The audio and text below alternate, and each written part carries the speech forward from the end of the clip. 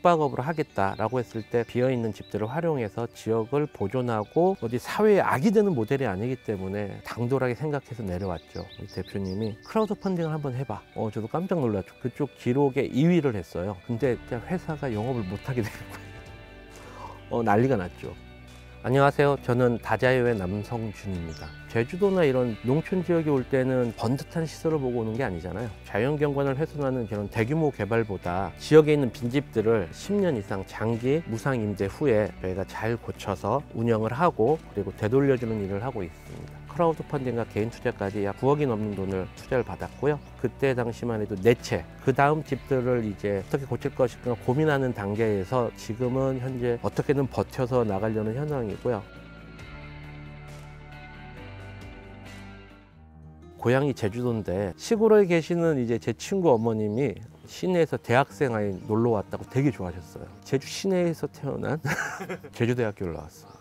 사범대학교를 나왔고요. 임용고시를 떨어졌어요. 되게 넉넉한 형편이 아니어서 바로 이제 취업 전선 뛰어들었고요. 은행에도 잠깐 근무했었고 이자카야를 한 10년 정도 했습니다. 이제 지친 거예요. 친구들이나 일반 사람들하고 전혀 다른 삶을 살고 있으니까 다른 걸 해볼까 하고 고향에 내려오면서 이제 창업을 하게 된 거죠. 제주도에서 에어비앤비 같은 걸 해보면 어떨까. 근데 제가 하는 동안 야 놀잖아 여기 어때 이런 데는 놀고 있진 않을 거 아니에요. 요만큼 가면 그분들이 이미 저만큼 가 있더라고요. 아 이래서는 안 되겠다.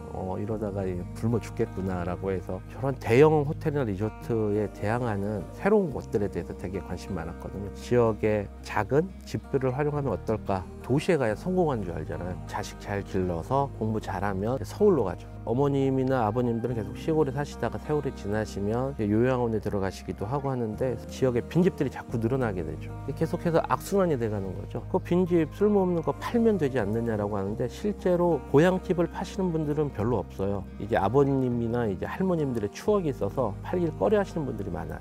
그 빈집을 이제 방치하지 않고 쓸만하게 고친다면 단순하게 도배나 뭐 장판 수준이 아니고 정말 누가 내려왔을 때 갖고 싶은 공간 보존하거나 재생하는 사업이 돈이 된다면 다들 개발보다 이런 빈집이나 이런 유유 자원들을 많이 활용하지 않을까. 그런 여행객들의 수요에 맞는 집을 직접 우리가 숙박업을 하자라고 생각을 했죠. 후배 부모님 댁이 있었어요. 시골에 빈집이 있는데 그걸 저보고 한번 해보는 게 어떠냐라고 제안을 줘서 무턱대고 아버지를 찾아갔죠. 미친 짓이었죠. 아니 집을 돈 내고 임대하겠다는 것도 아니고 그냥 잘 고쳐드릴 테니까 10년만 빌려달라고 해서 아버지는 미친놈일세라고 처음에 생각하셨는데 설득을 했죠. 아버지 그냥 저희한테 맡겨주시면 아버지가 상상하는 그 이상으로 저희가 예쁘게 만들어 드리겠다. 시작하게 됐죠. 빨간 집하고 파란 집 이렇게 있었는데 그 집은 이제 할머님이 나이 드셔서 이제 요양원을 들어가셨거든요. 그 집을 개보수를 했고 저희 직원들이 사비랑 곡괭이 들고 이제 돌도 나르고 저희를 안타깝게 바라봤던 이제 엑셀러레이팅 해주시는 분이 계셨어요. 우리 대표님이 크라우드 펀딩을 한번 해봐. 거기 대표를 연결시켜 줄게 해서 크라우드 펀딩을 하게 된 거죠. 예상치도 못하게 저도 몰랐어요. 오픈 예정 알림을 기록을 계속 갱신하고 있었대요. 저도 깜짝 놀랐죠. 그 정도까지인 줄은 몰랐는데 그쪽 기록에 2위를 했어요. 펀딩도 순조롭게 됐고 저도 너무 고마워서 그분들 명패를 만들었어요. 이분들이 이 집을 만들었습니다 해가지고. 근데 회사가 영업을 못하게 된 거예요. 괜찮은 분들을 섭외해서 회사에 출근하기로 이미 막 계약서까지 찍었을 때였거든요. 그분들이 출근을 다 했어요.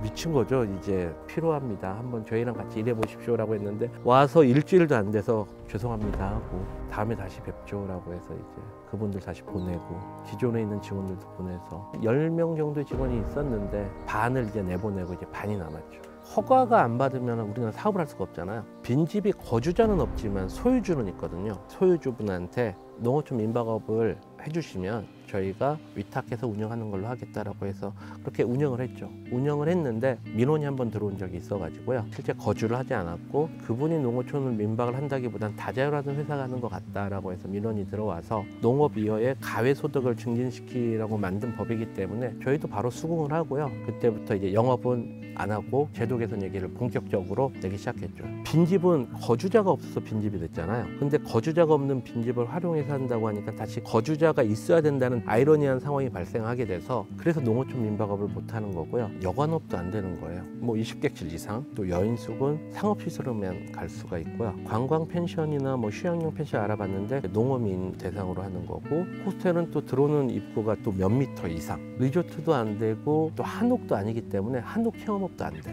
모든 법을 알아봤는데 전혀 될 수 있는 법이 없어서 제도권 안으로 저희를 포함시켜 주십시오라고 해서 작년부터 이제 국회라든가 대통령 직속 사차위, 규제 샌드박스 지금 저희가 요청해 놓은 상태고요. 불법이 아니고 비법한 영역에 있는 거죠. 회색 지대에 있는데 대형 호텔이나 리조트에 대항해서 지역색을 살리고 농어촌 지역을 한번 개선해 보자라고 시작된 사업이다 보니 좋아하실 줄 알았어요. 저희를 이제 경쟁자나 농어촌의 생태계를 위협하는 그런 기업으로 바라보실 줄은 몰랐어요. 정말로.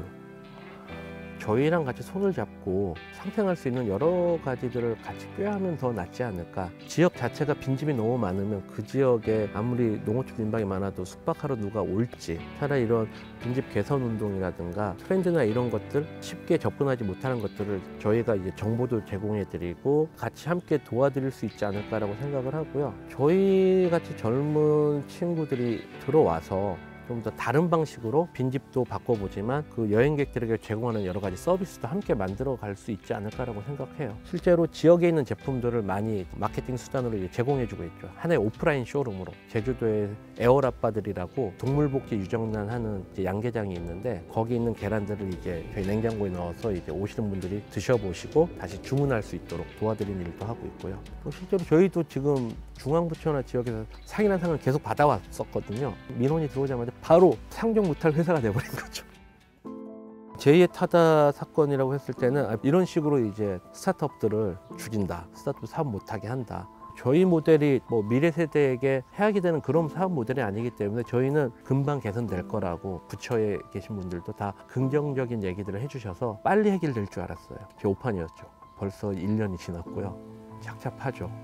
비법한 영역에 회색지대에 있다고 해서 아예 못하게 하는 것보다는 좀 열어주는 면이 있었으면 좋겠어요. 임시허가라도 내주고 빨리 한번 실행을 해보아라 라고 해줬으면 좋겠는데 그런 절차들이 너무 복잡하고요. 문제는 매출이 없이 1년을 버틸 수 있는 회사가 우리나라 스타트업 중에 몇 군데나 될지. 클라우드 펀딩 주주돈이 있어서 저희가 1년은 지금 버티고 있는데 저희가 모든 규제가 나쁘다는 게 아니에요. 당연히 규제는 해야죠. 저희는 계속해서 저희를 어떤 식으로 옥죄어달라고 얘기를 하고 있거든요. 지금보다 더 안전을 강화시켜라. 저희에 맞는 규제를 알맞게 해달라는 얘기거든요. 저희 중앙부처도 그렇고 국회의원분도 그렇고 도의원도 그렇고 여러 부처의 모든 분들이 다 그랬어요.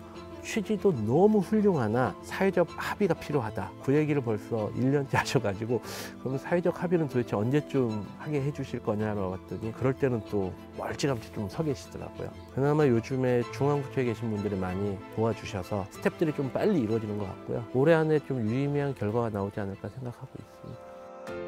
혁신을 하라, 새로운 방식으로 하라라고 하는데 새로운 방식은 기존의 틀이 아니고 선을 넘나듦이 있어야 되거든요. 여기까지야라는 그런 선보다는 그걸 넘나들 수 있는 상상력이 있어야 되는데 그런 상상력을 제도가 따라주지 못하는 것 같고요. 포스트 코로나 시대잖아요. 전례 없던 시대가 도래했는데 여전히 그것들을 바라보는 시선들이 기존의 틀을 되게 고수하는 게 좀 맞지 않는 얘기들인 것 같아요. 택시 이슈도 그랬고요. 뭐 저희 이슈도 그랬고 항상 경쟁 구도 이런 식으로 몰아가는 게 있는데 대결이 아니고 같이 서로가 더 힘을 합하면 좀 더 윈윈할 수 있는 구도가 되지 않을까라고 생각됩니다. 어떤 대형 호텔이라면 다 똑같잖아요. 내가 발리에 있는 호텔에서 묵었는지 제주도에 있는 호텔에서 묵었는지 뉴욕에 있는 호텔에서 묵었는지 사진만 받고는 아무도 모르잖아요. 근데 저희는 어느 지역의 집을 사진을 찍거나 후기를 올리면 당연히 아 저기는 제주도구나 혹은 아 여기는 뭐 남해군이구나 각각의 특색을 가진 그런 공간들을 만들고 싶고 그런 공간들이 표준화되어 있는 매뉴얼 그리고 표준화된 안전, 표준화된 서비스 다재요가 했으면 믿을만해 하나의 통일된 브랜드를 갖고 있는 그런 공간들을 만들고 싶은 거죠.